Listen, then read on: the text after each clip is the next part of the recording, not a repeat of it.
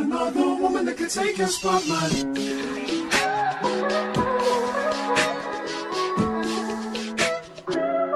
If I wrote you a symphony just to say how much you mean to me, what would you do? Hi guys, and welcome back to my channel, or if you're new, hello and welcome. My name is Megan. Today's video is going to be a glute-focused leg day. I just got this new set, by the way, from Honor Active. It's the Effortless collection. Love this color. It's in evergreen, which is so cute. So I wanted to film another workout video for you guys. You guys really liked the back day that I did, and I wanted to do kind of an updated leg day. I'm kind of changing up my training style for the summer, and I'm not doing as much strength training, and I'm not doing as much going for 1 rep maxes, 2 rep maxes, and I'm just doing more hypertrophy training, as well as just like getting to the gym and doing whatever I feel like when I get there. Today's focus for this workout is going to be glute growth and glute focus. So everything that I'm doing is going to be movements that I find optimal to target the glutes, and as you overload them and do them consistently, they will help to grow your glutes. I've been working and researching and learning different ways to target the glutes and to help to grow them, and I've definitely seen a lot of progress really being consistent with 5 to 6 staple movements every single week,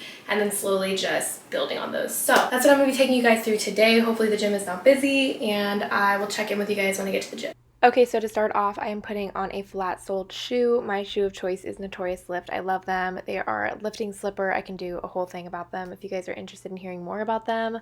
But now I'm going into some dynamic kind of hip opening mobility exercises. So I really like this one. So I open the hips, lean forward, and really open up the hips with a nice stretch like this. This is something that I do as a mobility drill, but also as a warm-up, because I just found that it helped me the most with feeling like I was ready to go for my leg days. And then I like to do these really get the hamstrings, and then you can't really see because it was out of frame, but I'm like twisting my ankle around, which is also really great, especially if you're gonna squat or something. It's great to get that ankle mobility loosened up, because your hips and your ankles are going to be the 2 points that are most important. We're not squatting, but I just wanted to share that in case you guys were wondering. I have a full kind of mobility leg thing on my Instagram. I have a reel for it that I'm going to link down below, so that you guys can follow that and start to incorporate that into your routines, because I found what works for me, and now I just do it all the time and I don't have to switch it up. And it's just a nice 5 to 10 minute thing that you can do before your workout that makes a very big difference. And you can also add it for outside of the gym to really ensure that you're getting maximal mobility. Once you're feeling nice and loose and warm, we're going to go into some warm-ups for our calf glute bridges, which is going to be our first movement in our main compound lift of the day. So what I'm doing here is I'm practicing the movement pattern without any weight, and this is because you want to make sure that you have the movement pattern down, and while you're doing this, you can see if there's anything that you need to stretch out further before getting into loading it, because you don't want to put your body under load if it's not ready for it. So here I'm practicing the glute bridge forms. And this is also a good time to just make sure that the bench height and everything is optimal for you. This is where I realized I don't have a barbell pad. That would have been dangerous. I am just using this yoga mat rolled up. This works just fine. So if your gym has this, this is great as a cushion, because you want to have a cushion barrier between your hips and the barbell. You don't want just straight barbell on you. Then you want to start to get set up. I like to set my feet up about shoulder width apart and then turn them slightly outwards to ensure that you can get full hip extension at the top of the movement. That's going to ensure that you can get fully parallel at the top. And then you want to line up with your shoulder blades on the bench, as you guys can see there. So like the lower part of your shoulder blade is going to line up perfectly with the bench to ensure that you have a nice comfortable base. Keep your chin tucked and facing forward. A lot of people tend to put their head back when they're getting super tired or fatigued, but you want to make sure that you keep your chin tucked and your core braced tight. And for each set, I just liked to try to hold as long as I could at the top for that extra burn. Now I'm going to show you guys this from another angle. We're starting out by putting our mat on our hips to protect it, and then rolling the barbell towards where it's comfortable. As you guys can see, I take a while to get my foot set up.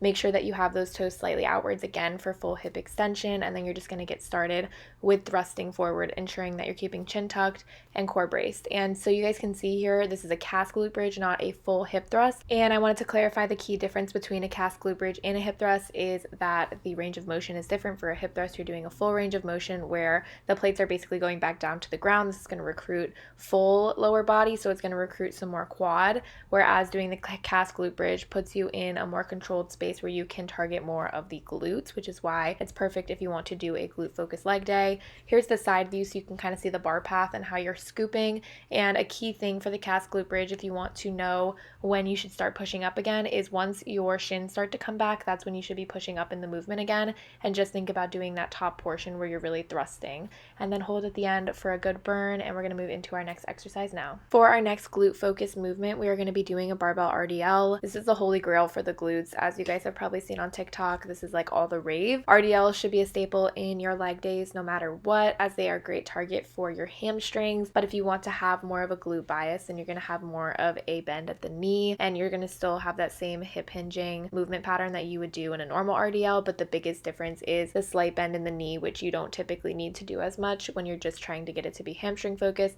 This is still going to hit the hamstrings, but adding the knee bend is what's going to allow for more stretch in the glutes. So here we're going to load the movement after practicing the movement pattern with just the barbell, and you want your bar path to be straight down. So as you guys can see, the bar is just going straight up and down, and the only things that are moving are my hips backwards to allow for the stretch. So this isn't an upper body movement, and the movement pattern itself is being driven from your hips shooting backwards. And as far as lining up here in this front view, you guys can see it easier, but you want to have a neutral stance, so your feet about shoulder width apart and your toes face forward. And the cue that helped me most to learn the hip hinge was thinking about if you were to push the car door behind you closed and you had your hands full, think about how you have to push your hips back in order to do that. Also think if someone were to have a string wrapped around your hips and pull you back with it. And my last tip would be to think of it like a standing hip thrust, so that top portion is where you want to lock out in the hip thrust. There's tons of different ways to think about it, and just figure out which cue makes the most sense for you. And here's just another view of the back. So as you guys can see, you also want to go to where you can get lowest, where your lower back doesn't start to round. So for some people, they can get a lot lower than others. You want to find that happy place. For me, it's that mid shin area, but you don't want to go too low or else it's going to round your lower back. So I have a full video on RDLs if you guys want a more in-depth explanation that I will link above. Now we're going to move into step ups, which are definitely one of the harder movements to do, especially for me. I've been starting to incorporate them more into my routine, but they aren't really a staple yet in my routine. As you guys can see, I definitely don't have the form mastered, but here I'm just kind of figuring out which height of the box is best for me. I actually think I should have kept the initial height. I feel like this was a little bit too tall and required me to push more with my back foot to get up. So you live and you learn. It's really good to take videos to see, because I have a lot of things with my form in this that I could definitely critique and change for next time. But just listen to my voiceover of those different things that aren't as great so that you guys don't make that mistake when you're doing it. But I think it's also great to see common mistakes that even I will still make sometimes. So the key thing that you want to try not to do is push off with the back foot. So you want the full force to be driven with the foot that's on the box, and you also want to ensure that you have the box in front of you and not to the side of you. A lot of people set this up and they have the box to the side of them, which is still going to target the legs, but it's going to target more of your adductor than it is going to target your glutes if the box was straight in front of you. So try to have the box right in front of you. And another alternative to this is you could do this holding something. That's what I'm going to do next time. I think holding something in front of you for stability will help you, because then you don't have to worry too much about the balance, and then you won't be pushing off as much or going as fast with the movement. And definitely don't be afraid to do this with just body weight, or if you do want to load this heavier, then definitely do it on a Smith machine or something. If you were to do this on the Smith machine, a really good thing that you could do is not even fully put your back foot onto the floor and just try to tap the floor. If you have really good stability, or if you have something that you could hold in this type of setup, that would also be ideal. So not letting your back foot touch the floor, fully go onto it, will stop you from wanting to push with it. As long as you are ensuring that you have a slight lean forward, this is going to help you to really target that glute and put a lot of emphasis on the glute. And overall, this is a really good movement to target it over time. And it's definitely something that takes some time to get used to. Definitely want to control it, not only on the way up, but also on the way down, to ensure that you're getting the most out of the movement. These are definitely a humbling exercise. I think that they're very difficult, but I think that they're very worthwhile to have into your routine. They're definitely something that I'm going to add more frequently into my routine, and I will definitely give you guys more tips and tricks on an updated video as I start to get more comfortable with them as well. And like the RDLs, these tend to target more of that lower glute region. Next, we're going to go into some walking lunges, which are so painful, but so good. My gym actually has this area where it's appropriate to be doing walking lunges and you have a lot of space for it. My previous gyms didn't really have this, so I never really did these. Overall, I think this is a great movement to add into your routine, not only to target the glutes, but also just to practice some core stability. So as you guys can see in this front view, I am slightly pointing my front front foot's toe inwards. And the reason for this is this is going to have a better stretch on the glute max. And additionally, you want to have a slight forward lean to allow for more stretch on the glutes as well. For people who struggle with balance in doing walking lunges, you could also do this in a stationary way. So you could just do a front foot elevated lunge. You could do a split squat. There's a bunch of other variations of lunges that you can do to still target the glutes. But if you wanted to try walking lunges, I think that they're very good overall for stability, and you can make little tweaks like the way that you lean or the slight inwards tilt of your toe, which can help to have a greater target on the glutes. And another thing is you want to try to minimize how much you're pushing off of the back foot and really try to use the front foot to kind of bring you forward. And I really liked kind of mixing it up from just doing split squats 4x10 and instead doing something a little different like there and back with some weight. So I definitely am gonna take these for a spin in my split for a while and see how I like them. And again, remember, if you want to make this more glute biased, try to point your front toe a little bit more inwards and have that nice forward lean. Lastly, we're finishing off with glute med kickback. So you want to have some kind of ankle attachment. If you don't, you can definitely make it work with those rubber handles, but it's a lot less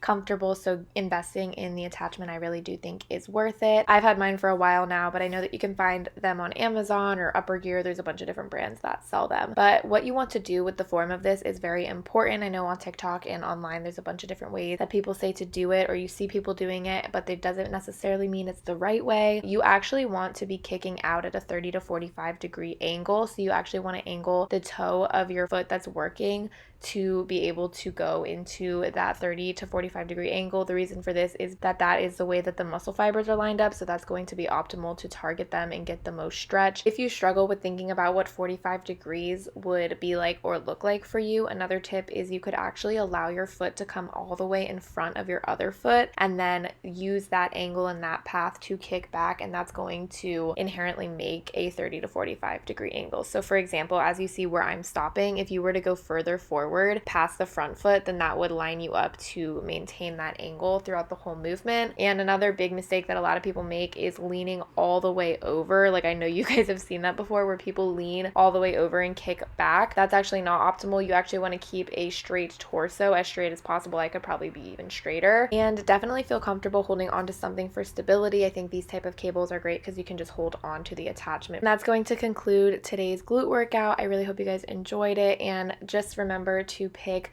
your key glute exercises, know which area of the glute they target, and try to do them over time, and you're going to see a big difference as you start to overload them and use the proper form. So yeah. Okay, so I just finished such a good glute focus leg day. It actually ended up being 10 out of 10. I'm actually at Starbucks right now. I'm literally getting a Frappuccino because it's hot. It's hot as hell. This color is giving the Starbucks logo, and honestly, I don't need an excuse. But I just wanted to conclude the video here and just say I hope that this video was helpful. I have missed fitness content so much. I feel like the reason that I stopped doing it at school was because the gym was so busy that I was already so, not intimidated, but I already felt like I was doing enough filming with my phone that I felt like bringing my tripod and my camera was just a lot to do at the time. And also I was going to the gym between classes and stuff, so I really just didn't have the time to do full-fledged workout with me, take my time, get 3 different angles for you guys kind of thing. And I don't want to provide content if it's not quality. So now that I have more of this time, I feel like I can dedicate more time to content and I can do better content, because I want to have quality content that you guys can look back at this in 5 years and it can still be informative, helpful, straight to the point, and solid. I really hope that you guys view my content that way, and that is very helpful and the tips are helpful. My number one goal with any of my platforms, and just the reason that I started posting in general, was 1, to track my progress, and 2, to help people and to empower people, especially women, into getting into the weight room, not being intimidated by things, and also just trying to help as much as I can with the things that I needed help with so much at the beginning. I was fortunate enough to have people in my life who wanted to help me. I had my brother, I had my boyfriend. They were really my people who helped guide me and teach me so much stuff. And I know not everybody has that figure in their life, or I know what it feels like to want that to be a woman. That's what I'm trying to be for so many people, and that's why I always say I am a DM away. I take a little bit of time to get back to my DMs, but I always do. Like, if you send me a form video, if you ask me for advice, anything like that, if it's within my scope and I can answer the question, I will get back to you. But I absolutely love hearing, oh, I came from YouTube, can you check this form? And I'm always more than happy to do that, and it just makes me happy to know that you guys care about your form and that you guys care care about making sure that it looks quality and that you're doing things right, that's a huge thing. A lot of people don't care and they're just wanting to add weight, add weight, add weight. I love when girls come to me and they say, can you check my form before I add weight, or things like that. So I'm always here for you guys. I love doing this, and I don't know, there's something really rewarding and special about having connections with you guys and being able to help you guys on your journeys and with your form and stuff. And that's the most rewarding part of this platform, and that's why I keep posting on it. Be sure to subscribe for a lot more videos. I have a lot planned for the month. I'm trying to be better about like my content schedule, and follow me on Instagram at legswithschmegs. I've been trying to post daily, especially reels and like quick little things for you guys to watch. And then I'm also sometimes not on TikTok, so just follow me on there too. If you guys want to support me on all platforms, it really means the world. It supports me so much. And as always, I have like support links and things like that in the description and in my link tree on Instagram that have direct support links to me if you guys ever want to shop brands that I wear and give a little support to your girl. I appreciate you guys. And then last thing, I do monthly giveaways every month for people who do use those links to give back to you guys. I usually give 2 $25 gift cards to people who use the links, so be sure to enter if you guys ever do. I love you guys. I hope this was helpful, and I'll see you guys in my next video. Bye.